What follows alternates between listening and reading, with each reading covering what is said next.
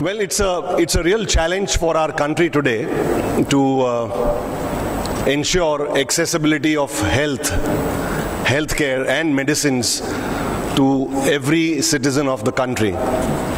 Now, surely the pharma industry has a key role to play, but that's not the only thing. In fact, the government has a major role to play. But before we come to that, let me just share with you an overview of the pharma industry in our country. We are today almost manufacturing 60,000 formulations. We have more than 10,000 manufacturers. We are a 100,000 crore company turnover industry. So you can imagine the type of variety of medicines we have. There is no therapeutic medicine that is not available in the country or that's not manufactured in the country. This speaks widely about the competition that is prevalent, and that's why our prices are the lowest in the world. And despite the fact the NGOs and the government keep on hammering the industry. In fact, we would like to ask them why this kolaveri about the pharma industry. With such low prices, with so much of contribution from the industry, let there be an earthquake in the country, let there be floods, let there be anything, the pharma industry rises to the occasion to supply medicines free of cost, and despite that we pay excise duty and taxes on it also.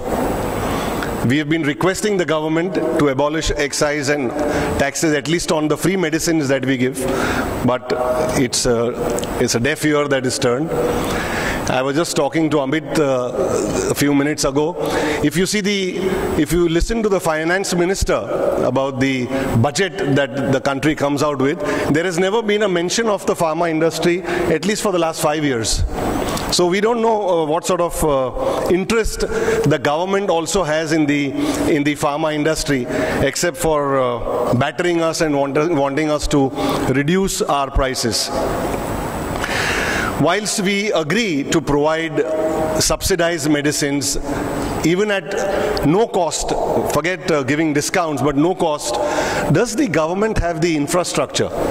Do we have sufficient manpower to distribute medicines which can reach every nook and corner of the country?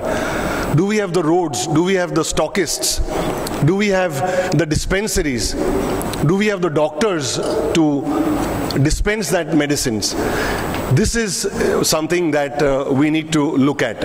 And it's not just the prices, it's not just the pharma policy, but it is certainly the public-private partnership with a major role being played by the government that we will certainly succeed in giving access to affordable medicines to all.